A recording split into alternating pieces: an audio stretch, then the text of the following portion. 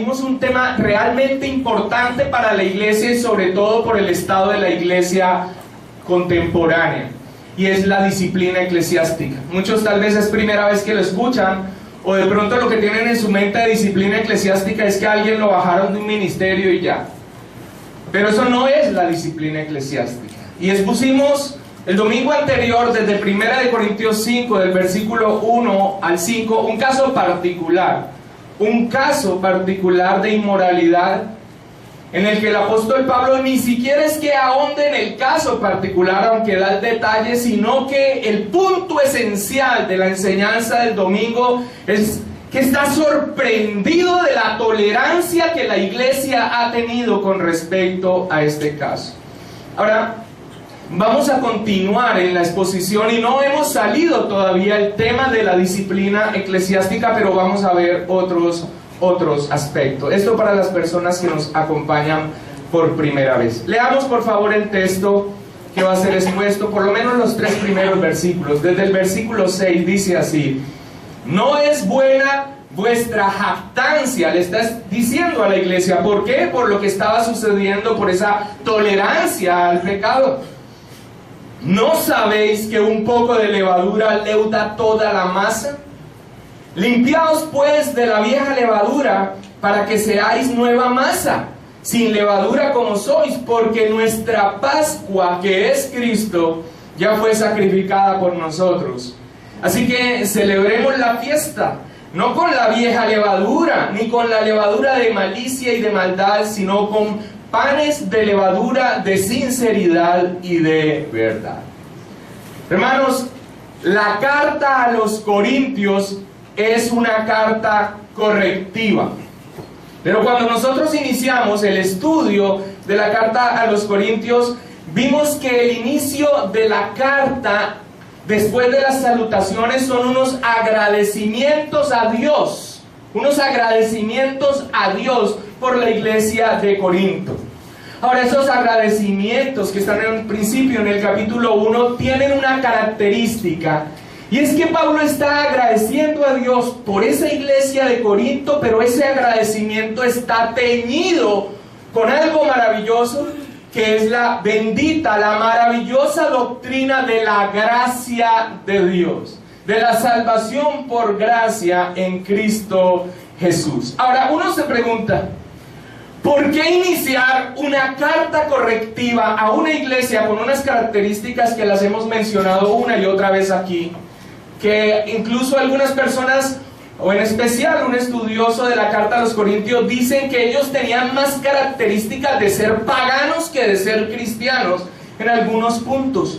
¿Por qué razón iniciar una carta correctiva con la doctrina de la gracia de Dios? Y la razón es la siguiente, hermanos, y la hemos mencionado, pero la quiero recordar. ¿Por qué? Si la gracia de Dios no ha sido derramada sobre una persona para salvación, si la gracia de Dios no ha sido derramada sobre una persona para darle un nuevo nacimiento, para cambiar el estado de postración y de pecado en el que se encuentra esa persona, cualquier corrección que se haga no será más que un pañito de agua sobre un cáncer. Es por esto que Pablo inicia esta carta fuerte, correctiva, con estos agradecimientos a Dios por la teñido de la gracia de Dios. Porque el fundamento de la corrección que el apóstol Pablo les va a hacer, y que va a estar regado en toda la carta, es que ellos han sido santificados, o sea, han sido apartados. Dios ha derramado su salvación sobre ellos, ha cambiado el estado espiritual de estas personas tan solo por la gracia de Dios, y al ser ellos santificados, entonces les hace un llamado para ser santos. O sea, solo porque la persona está ahora en una condición espiritual distinta a la que se hallaba cuando estaba muerto en sus delitos y pecados, es que Pablo les puede hacer una corrección Porque la corrección sobre alguien que está en una condición de muerte básicamente no hará nada. Es más o menos el principio que uno recuerda cuando alguien dice: tengo una persona para que le des una consejería sobre una situación específica. ¿Y por qué no lo atienden en la iglesia en donde está yendo? No, es que no va a ninguna iglesia. El punto es el siguiente: antes de la consejería, o aún usando la consejería, a esa persona se le debe predicar el evangelio para salvación. Porque posiblemente corrija alguna cosita de su estado de pecado, pero su estado seguirá siendo el mismo. Mas si esa persona ha nacido de nuevo, entonces se podrá dar corrección, dirección o consejería, porque sabemos que Dios los ha santificado y que entonces podrán ser santos. Y quiero explicar un poco eso de aquello de que ha sido santificado y entonces son llamados a ser santos. En las palabras de dos autores, John MacArthur dice al respecto: gracias a que ellos son, es que están llamados a que sean. Por eso inicia Pablo la carta a los Corintios con esas salutaciones de gracias a Dios, de que ellos por la gracia han sido salvos, porque la corrección no se la haría a una persona en una condición que no sea de creyente. Ahora, son creyentes, por eso son llamados a hacer lo que en toda la carta Pablo les llama a que tienen que hacer. Un llamado a la santidad, un llamado a corregir lo que está en error en medio de ellos. Y repito, John MacArthur al respecto escribe: gracias a que ellos son, es que ellos están llamados a que sean. Si ellos no fueran, no se les podría hacer un llamado a nada. Frank Bloomberg también dice o escribe ese llamado como un llamado a convertirse en lo que son. Y es un juego de palabras, pero que nos ilustra muy bien qué es lo que estamos hablando. Un llamado a que se conviertan en lo que ya son santificados, ya son elegidos para salvación, ya han sido salvos por la obra de Cristo y mediante la fe, pero ellos tienen un llamado, el llamado a mostrar la obra que Dios ha hecho en ellos. Por supuesto que no somos salvos por obras, pero todo aquel que es salvo mostrará en sus obras que esa salvación es real. Y ese es el mismo principio en el que se fundamenta la disciplina de la cual hemos venido hablando desde el culto anterior, desde el sermón anterior. Es el mismo principio en el que se fundamenta la disciplina que el Señor dejó instituida para la iglesia. Un verdadero creyente, ante la reprensión por su mal proceder, por su pecado, posiblemente se dolerá. De seguro va a ser duro para él, pero si ha nacido de nuevo, si realmente es un creyente en el que habita el Espíritu Santo, esa persona se va a arrepentir.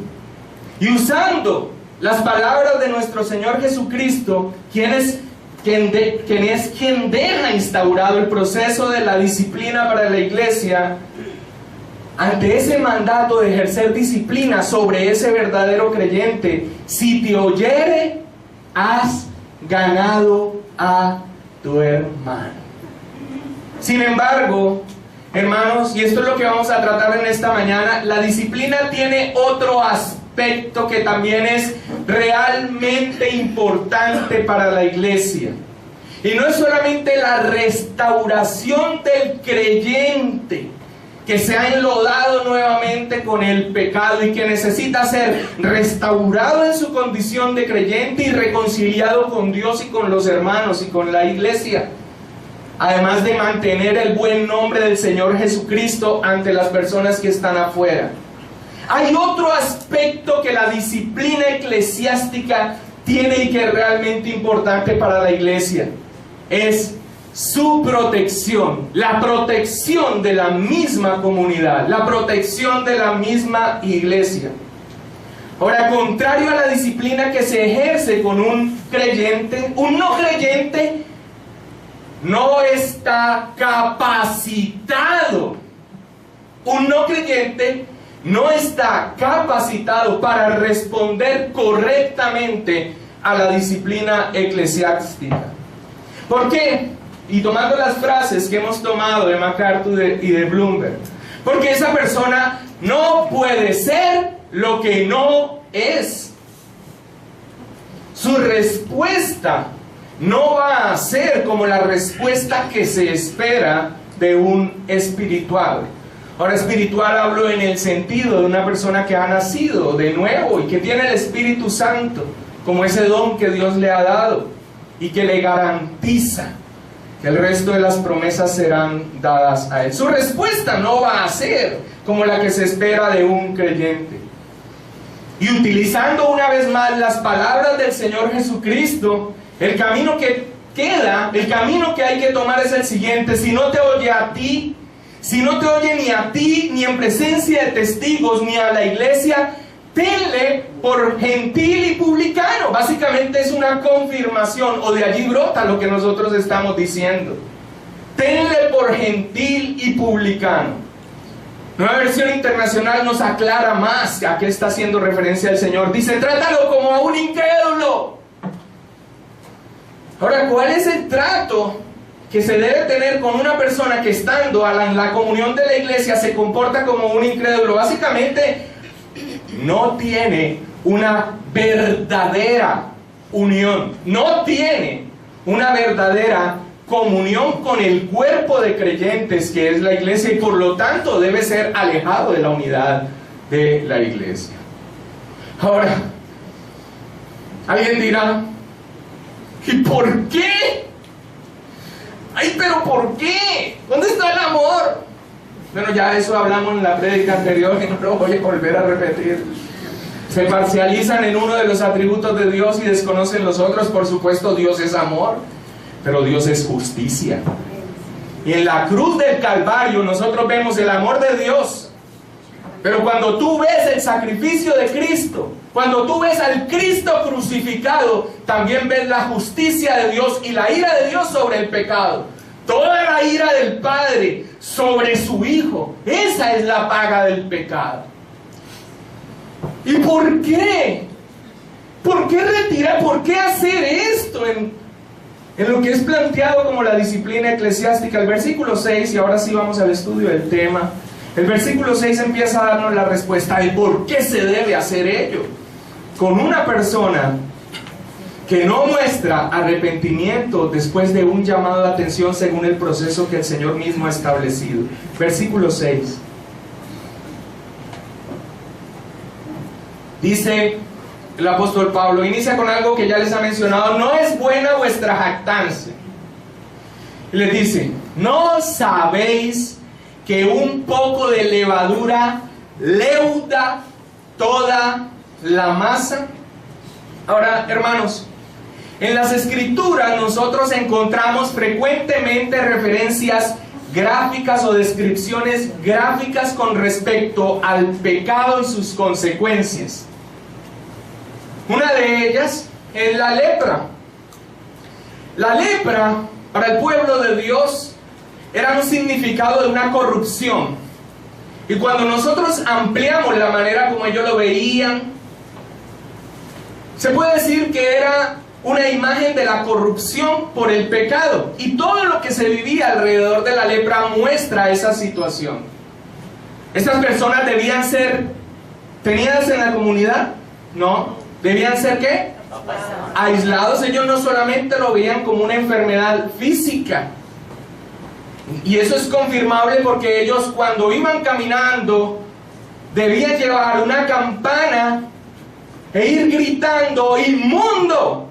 ¡Inmundo! ¡Inmundo! Y no solamente por la parte del contagio, sino que así se veía en medio del pueblo de Dios como una persona contaminada. La lepra es una de esas descripciones gráficas del pecado, de contaminación. Es más, lo que pasaba en el propio cuerpo es como una especie gráfica de lo que es el pecado para el creyente. Ahora, en esa descripción gráfica que se hace del pecado, Pablo usa aquí la de la levadura. en el mismo sentido. Y dice, ¿no sabéis que un poco de levadura leuda toda la masa? Ahora, posiblemente ese dicho esté a la distancia de mucho tiempo, o que alguien que sea aquí panadero le suene perfecto. Pero podríamos usar un dicho más actual y reformular la pregunta. ¿Qué le está haciendo Pablo a los corintios? Ustedes no saben que una manzana podrida puede dañar a las demás del cesto.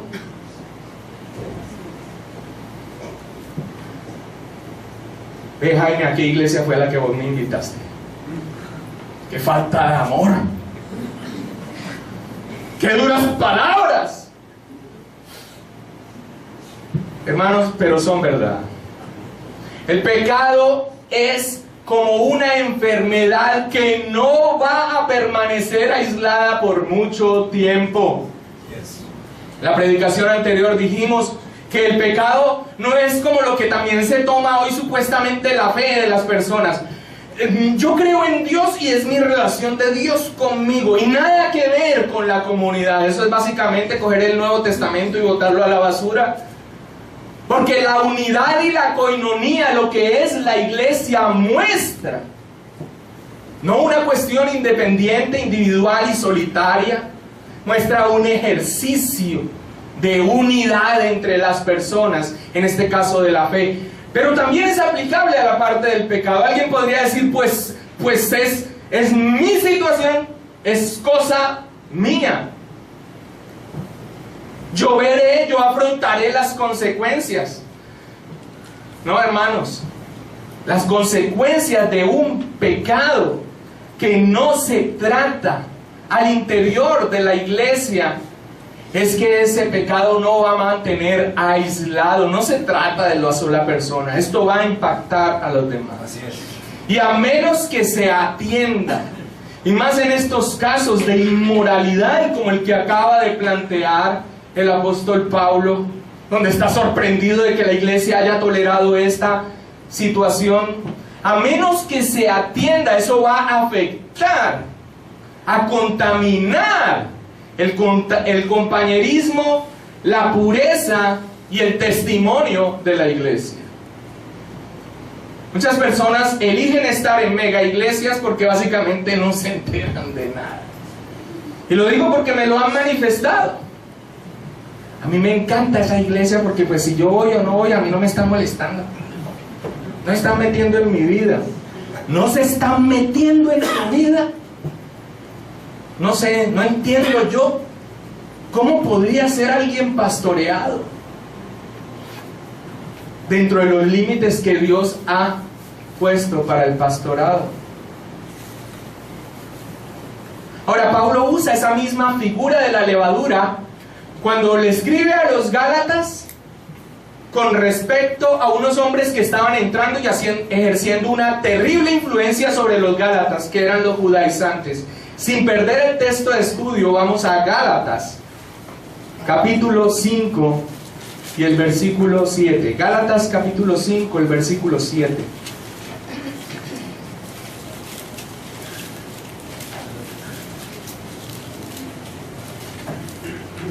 Le dice Pablo a los Gálatas: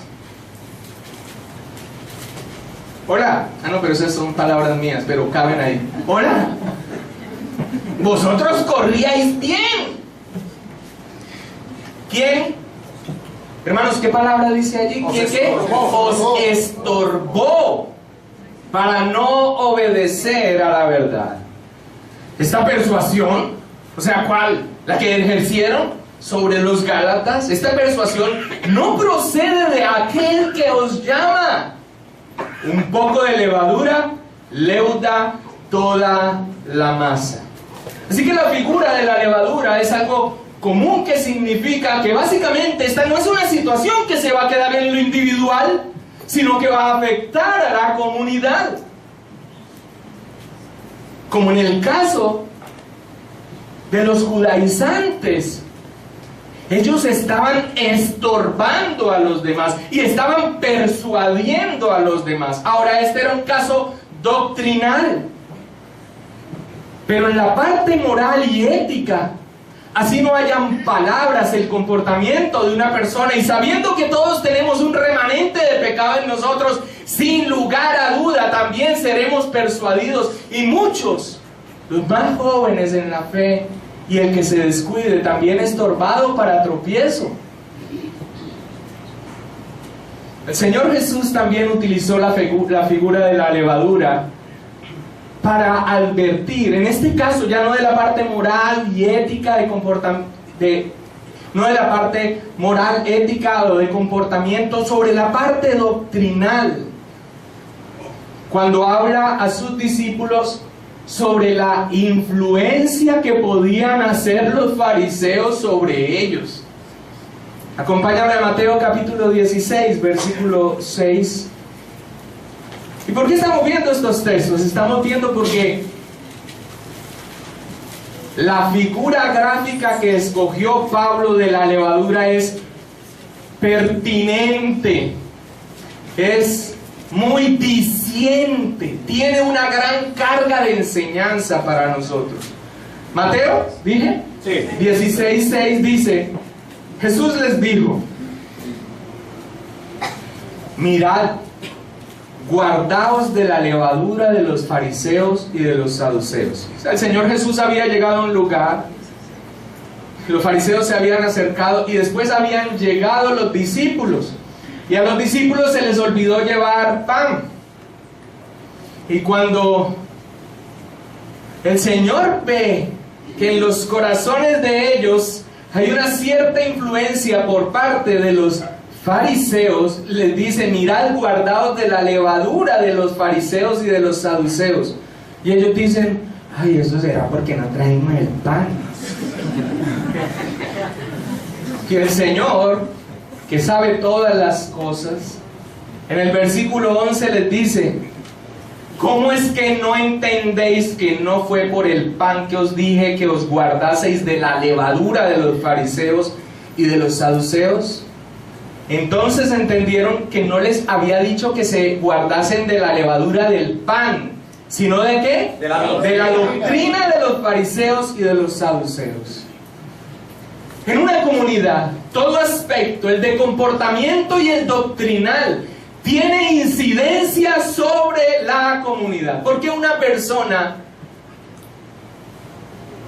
se une a una congregación como esta. El punto principal de unidad, ¿cuál es? La doctrina. La unidad doctrinal. Quien se une porque esta congregación queda a la vuelta de su casa, pero no está de acuerdo con la posición doctrinal que toma la iglesia, simplemente no será aceptado, porque será un problema al interior de la congregación, y más cuando hay una congregación histórica que ha tomado una posición doctrinal. Pero esto se extiende también en cuanto a la parte moral, del comportamiento y ético, y esa expresión de la levadura es muy diciente. La levadura, con un poquito que usted deje o que toque la masa, al cabo del tiempo ha leudado toda la masa, la ha influenciado. Así que ante esa realidad de la rápida influencia, y ahora sí veamos sobre qué es que estaba hablando, del pecado sobre la comunidad. ¿Qué debía hacer la iglesia de Corinto? Y el énfasis está en la iglesia, con lo que dice a continuación, versículo 7. ¿Qué debía hacer? Pablo se lo dice directamente, aunque esto ya se ha tratado. ¿Qué dice?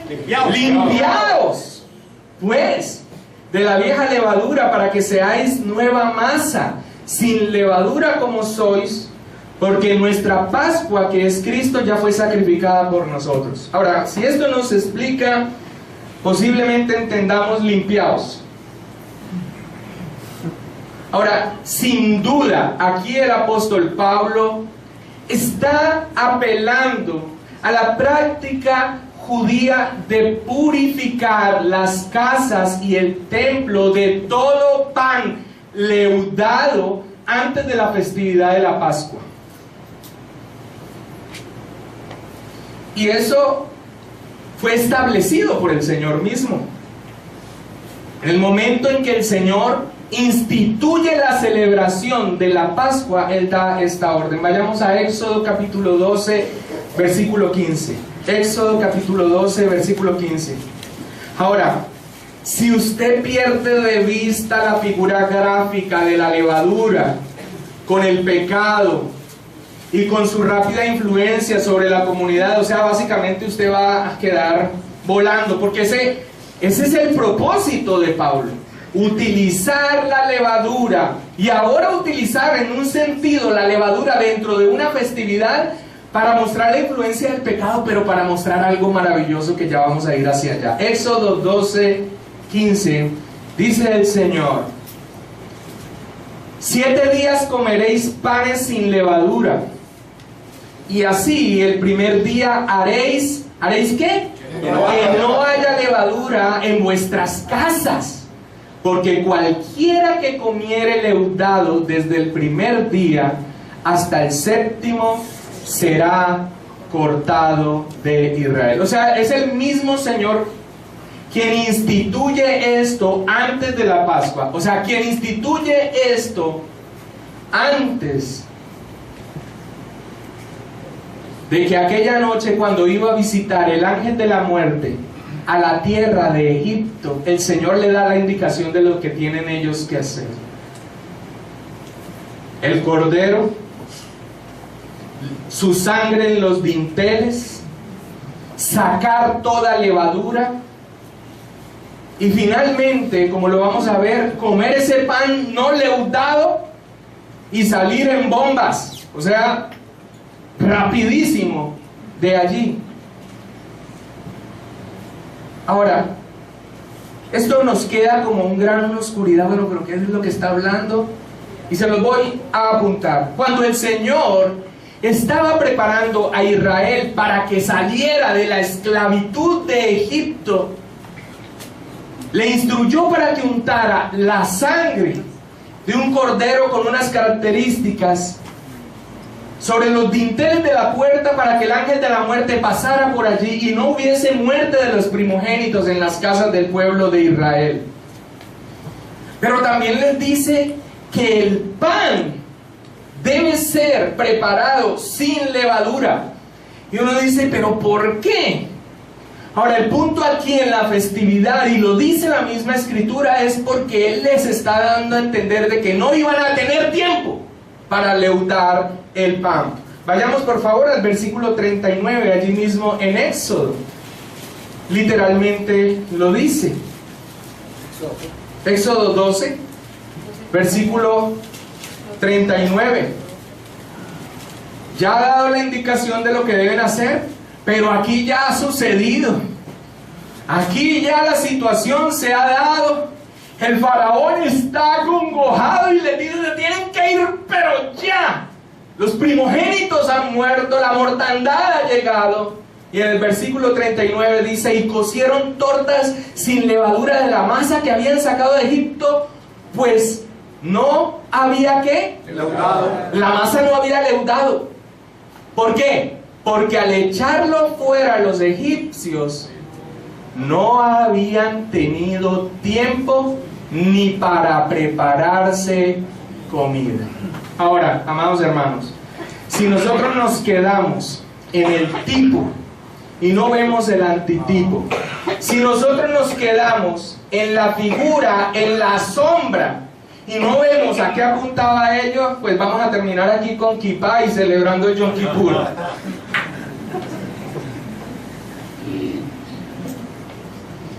Hermanos, ellos debían dejar pronto Egipto. Ellos debían dejar pronto su manera de vivir. Ellos no podían esperar. La orden de no llevar nada leudado apuntaba a no permitir de ninguna manera ninguna influencia de lo que estaban dejando atrás. Así es. Pablo les dice: ustedes tienen que ser nueva masa, sin levadura, como sois, porque son deben ser. Sean, porque son. Y por eso ellos debían salir de allí. Y esto lo tenía claro el pueblo judío. Debían salir pronto. No debían quedarse más allí. No tenían tiempo para esperar salir de allí. La misma escritura lo afirma. Debían salir rápido de aquello que significaba, y en toda la escritura usted lo ve, Egipto para el pueblo de Dios, la vida anterior, la esclavitud. Ahora Pablo está aplicando esa misma figura a los cristianos corintios. Ellos también debían haber dejado todo lo leudado atrás en la celebración de la Pascua que debían ellos hacer continuamente, año tras año. Una semana antes ellos tenían que ir sacando todo lo leudado, porque ellos no tenían un tarrito que dice levadura seca. Ellos, de la masa con que iban a preparar el pan, antes de meterla al horno sacaban un pedazo y lo guardaban. Después ponían en agua ese poquito y lo metían en la siguiente masa, y eso leudaba todo el pan, y así. O sea, ellos tenían ese hongo, que eso es lo que es la levadura, ¿cierto? Y lo tenían guardado. Ahora, antes de celebrar la Pascua, la orden estaba dada: salgan de toda la masa leudada, límpiense. Ahora, ¿qué significado tiene eso? Porque si no vemos el significado, entonces nos quedamos con los elementos, y todos los elementos puestos tienen un significado. Como el significado de la circuncisión: quitar el prepucio, lo inmundo, para el que iba a entrar al pueblo, por lo menos en esta parte nacional. ¿Qué significa eso? Quitar de ser lo inmundo para pertenecer a esa promesa del pueblo. Pablo después lo aclara y dice: no se trata de mutilar el cuerpo. La circuncisión de los creyentes, ¿en dónde es? Así que en la orden de la Pascua, cuando dicen para celebrar la Pascua, limpien todo lo que tengan por ahí guardadito del pan leudado, bótenlo, lo que le está recordando es lo que ellos hicieron y debían hacer: dejar atrás toda influencia, salir rápido del estado en el que se encontraban de esclavitud y todo aquello que influenciaba sus vidas. Y Pablo está aplicando esa figura a los corintios. Ellos debían dejar todo lo leudado atrás y no debían traer nada más de esa influencia de la vida pasada nueva a la nueva vida en Cristo Jesús. Ahora, ¿y por qué? El final del versículo 7 nos lo dice de manera directa. ¿Y por qué? ¿Por qué debían dejar toda la influencia de la vida pasada? Porque nuestra Pascua, que es Cristo, ya fue sacrificada por nosotros. O sea, ¿por qué debían dejar la influencia de esa vida pasada atrás? ¿Por qué debían deshacerse de esa actitud pecaminosa? En este caso, ¿de qué hemos estado hablando? De esa situación que se presentó en la iglesia de Corinto. ¿Por qué debían deshacerse de esa actitud pecaminosa de tolerar el pecado? ¿Por qué ellos debían limpiarse de esa levadura que es el pecado y que finalmente había afectado también a la iglesia porque no habían deshecho su vida anterior? La respuesta es: porque nuestra Pascua es Cristo y ya fue sacrificada por nosotros. En otras palabras, porque ya su pecado había sido expiado por la muerte sacrificial del Señor Jesucristo. Porque ya ellos habían sido, los corintios, librados de la muerte y librados de la esclavitud del pecado por la obra redentora del Señor Jesucristo. Y estás viendo el paralelo que se está presentando ahí. Reitero, ¿por qué debían limpiarse de esa levadura que es el pecado y que finalmente afecta a toda la iglesia? Por lo que ellos ya eran frente a los ojos de Dios por la obra de Cristo Jesús. En otras palabras, conviértanse en lo que son. ¿Cómo es posible que ya vuestra Pascua, que es Cristo y que ha sido sacrificada por ustedes, cómo es posible que ustedes mantengan esa levadura de la tolerancia al pecado y que contamina a la comunidad hasta el día de hoy? Conviértanse en lo que son. Versículo 8 continúa diciendo Pablo. Así que estamos allí, texto de estudio, 1 Corintios 5. Así que celebremos la fiesta, no con la vieja levadura, ni con la levadura de malicia y de maldad, sino con panes sin levadura, de sinceridad y de verdad. Ahora, ¿cuál era el propósito de la celebración de la fiesta en el pueblo? Celebrar la liberación de su estado de esclavitud, pero también celebrar cómo Dios les libró de la muerte.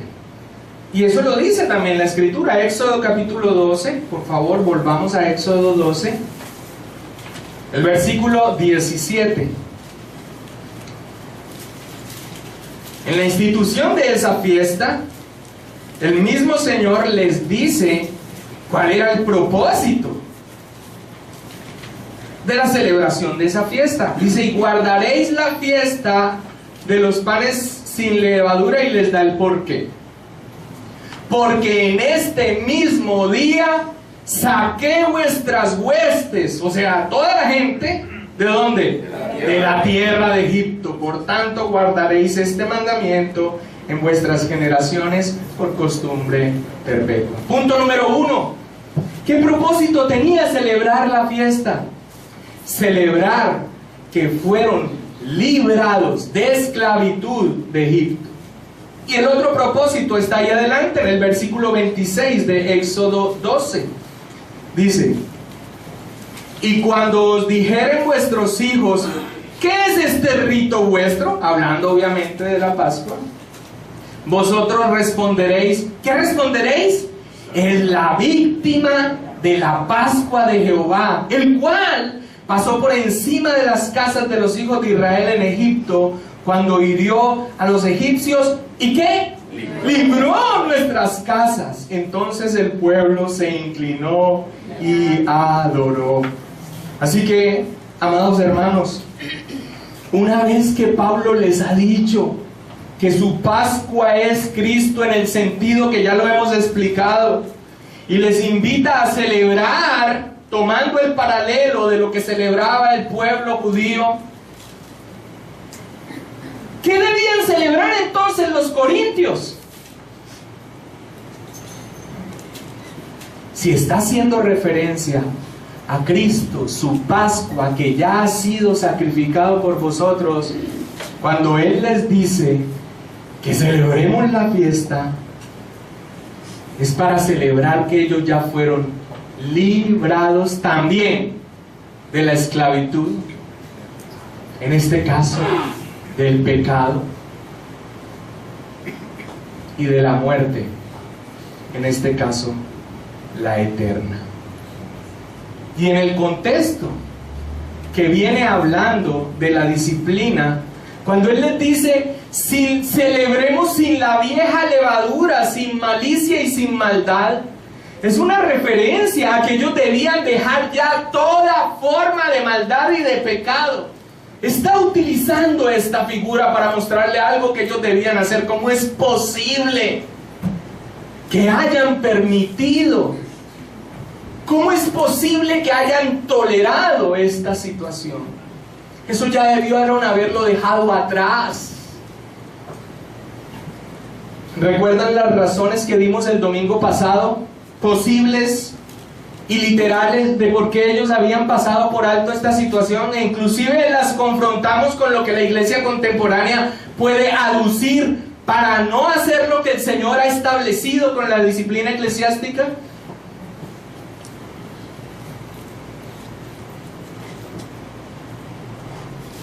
En el contexto que se viene hablando de la disciplina, dejar esa vieja levadura sin malicia y sin maldad, es básicamente dejar atrás esa influencia, eso que por la jactancia de ellos no dejaron, y es esa tolerancia que trajeron al interior de la iglesia del pecado. Ahora, permítanme aclarar algo con todo esto de la figura de la celebración en la que entró Pablo.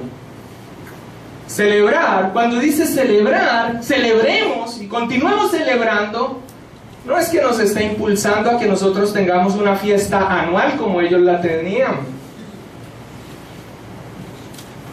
sino a que nosotros vivamos una vida constante de devoción y de rechazo al pecado. Y estas palabras nos las recuerdan de manera patente. Hermano, y para vivir una celebración constante, una vida constante de devoción y rechazo al pecado, es la disciplina eclesiástica, la ayuda a mantenernos en esa celebración continua, preveniendo lo que se puede echar sobre la iglesia si en nuestra jactancia le toleramos el pecado. Tal vez alguien diga, bueno, pero eso es como bien difícil, ¿no? Eso es casi utópico, esa cuestión de la disciplina eclesiástica, porque nosotros vivimos en medio de un mundo caído. ¿Cómo se irá a hacer eso? Es más, nosotros somos plenamente conscientes que muchas de las personas que nosotros mismos invitamos y que recién llegan a la iglesia, lo más probable es que lleguen en una condición de incredulidad con todo lo que ello implica. Entonces, ¿qué haremos? ¿Nos encerramos aquí? ¿Carnetizamos y no permitimos la entrada a nadie más para que no entre el pecado? ¿Hacemos lo que hicieron hombres de Dios piadosamente pero erradamente, de enclaustrarnos como monjes y finalmente llevarse el pecado al interior? Hermanos, Pablo también da respuesta a esos interrogantes y básicamente nos habla sobre los límites, o lo que algunos han llamado como la esfera de la disciplina. Versículo 9 dice: os he escrito por carta. ¿Qué les escribió por carta? Que no os juntéis con los fornicarios. Os he escrito por carta que no os juntéis con los fornicarios. Ahora, ¿cuál carta? Ya lo vimos en la predicación anterior, es una carta que no tenemos, a la que hace referencia en esta primera de Corintios e inclusive también en segunda de Corintios. Os he escrito por carta que no os juntéis con los fornicarios, pero tiene que dar la claridad. Mira lo que dice: no absolutamente con los fornicarios de este mundo, o con los avaros, o con los ladrones, o con los idólatras, pues en tal caso os sería necesario salir del mundo. Ahora, póngale allí un stand-by en la idea. Y quiero referirme a la palabra cuando dice no os juntéis con los fornicarios. La palabra que utiliza juntéis, literalmente, cuando se traduce del griego, es mezclarse con. Pero es una palabra compuesta de otras tres. Y la palabra griega no la voy a decir aquí porque es un trabalenguas. Sunanamignumi. Pero es estas palabras: unión, muy mezclados. Unión, muy mezclados. Básicamente, cuando dice no os juntéis con los fornicarios, que no se tenga una unión muy mezclada, o sea, que no se mantenga una intimidad o una estrecha relación con personas con esta condición. Pero él dice, le toca aclarar con cuáles, porque si no, ¿cómo haríamos? El Señor Jesús dice en Juan 17, 15 al 18, vayamos allí por favor, no pierda el texto de su libro. Dice, no ruego, hablando en su oración sacerdotal a Dios por los suyos, dice, no ruego que los quites del mundo, sino que los guardes del mal. No son del mundo, como tampoco yo soy del mundo. Santifícalos en tu verdad. Tu palabra es verdad. Como tú me enviaste al mundo, así yo los he enviado al mundo.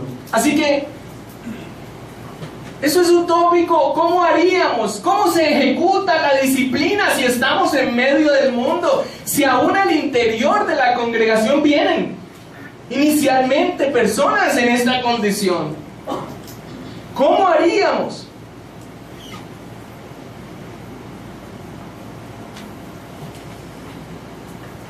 Aquí la clave, cuando él dice, es no absolutamente con los fornicarios, avaros, ladrones, idólatras, pues sería necesario salir del mundo.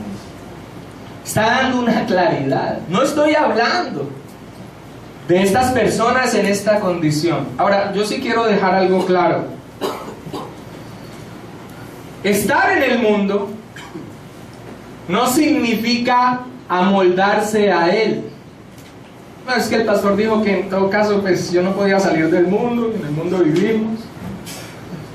No os conforméis a este siglo, sino transformaos por medio de la renovación de vuestro entendimiento, y así comprobar la buena voluntad de Dios, que es agradable y perfecta. O sea, no es amoldarse a Él.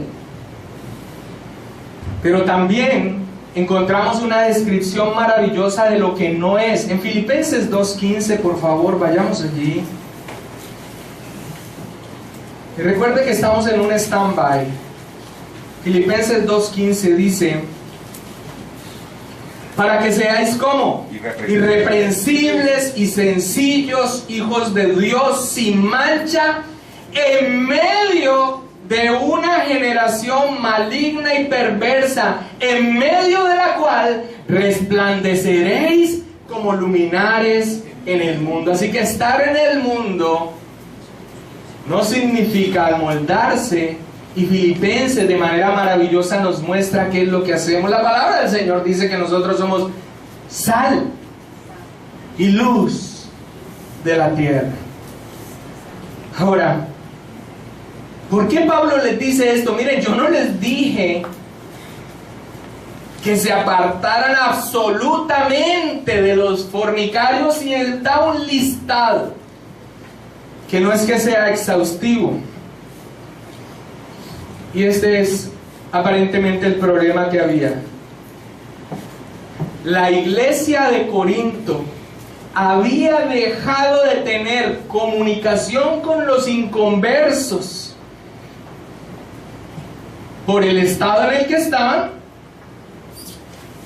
pero hipócritamente seguían manteniendo una relación estrecha con quienes se decían creyentes o hermanos y estaban en una condición de pecado como la que ha sido descrita aquí en Primera de Corintios. Por eso el versículo 11 dice de Primera de Corintios 5: más bien os escribí que no os juntéis con ninguno que, llamándose hermano, fuere fornicario, o avaro, o idólatra, o maldiciente, o borracho, o ladrón. Con el tal ni aún comáis. Alguien escribió: el pecado fuera de la iglesia no es ni por mucho tan peligroso para la iglesia que el pecado dentro de su propia membresía.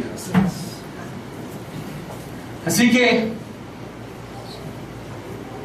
es como utópico, es como imposible. ¿Cómo se ejerce la disciplina si estamos en medio de un mundo caído? Porque la disciplina eclesiástica es para aquellos que se dicen hermanos, no para los de afuera.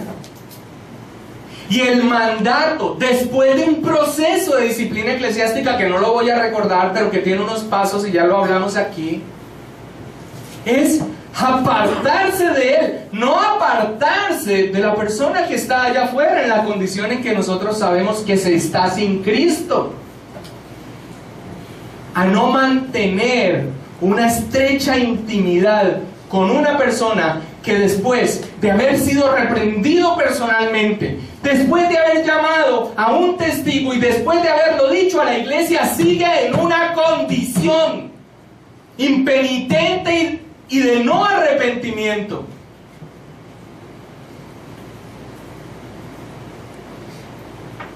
Tan malos.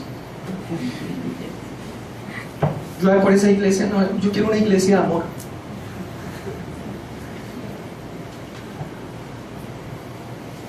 ¿Cuál es la motivación de la disciplina, hermanos?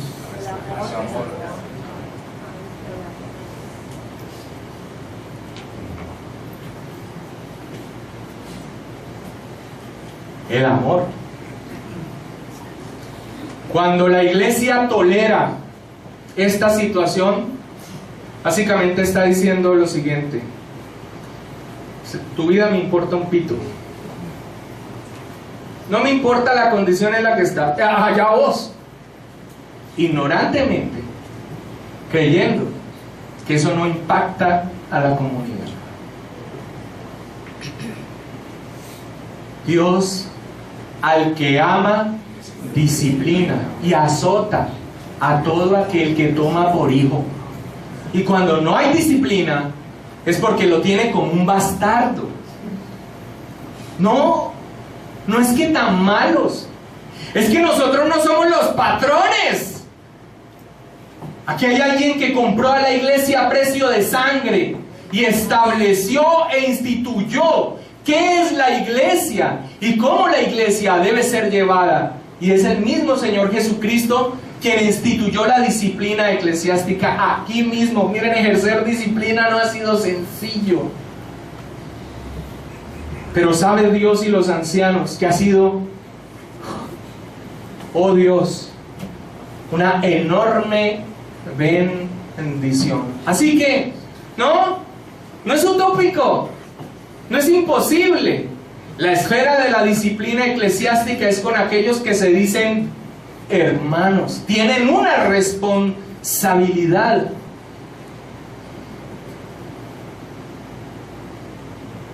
Además, porque ninguna disciplina va a alterar el pecado de los impíos.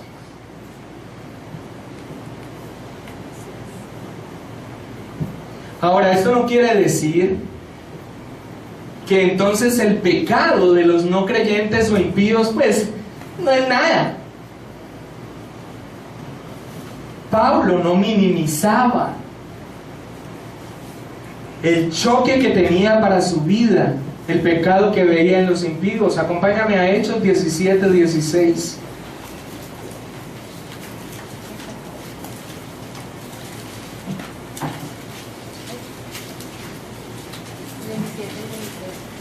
Hechos 17:16 dice: mientras Pablo los esperaba en Atenas, su espíritu ¿qué?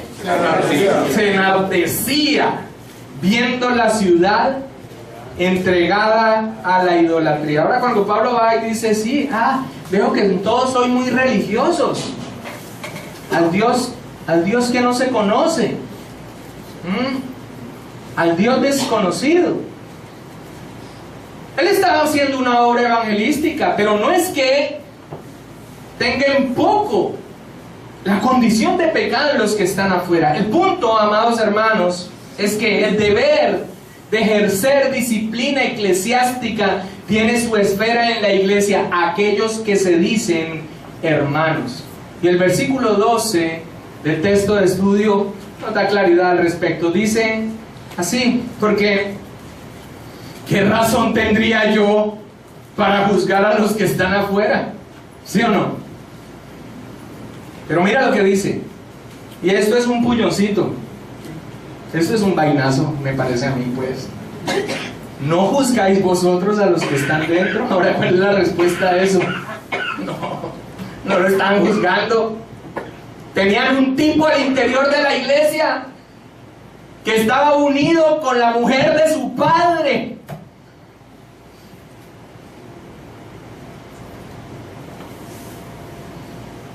Porque a los que están afuera, Dios juzgará. Quitad pues a ese perverso de entre vosotros. Nunca hemos salido del tema. Quitad pues a ese perverso de entre vosotros.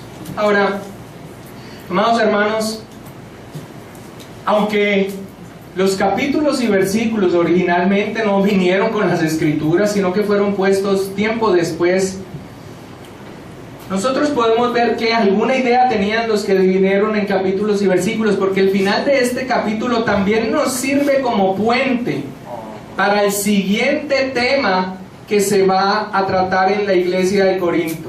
¿Cuál es el tema? ¿Cuál era el problema? Que estaban yendo a los jueces para resolver problemas entre hermanos, pudiendo ir a la misma iglesia a resolver las situaciones. Y hermanos, esto es algo que se ha perdido. La autoridad y el poder que Dios ha dado a la iglesia. Y ellos preferían irse a demandar entre ellos a los jueces. Pero el tema nunca se ha agotado hasta aquí. Quitad pues a ese perverso de entre vosotros. Quiero leer algo para finalizar que escribe John MacArthur y para dar claridad al respecto.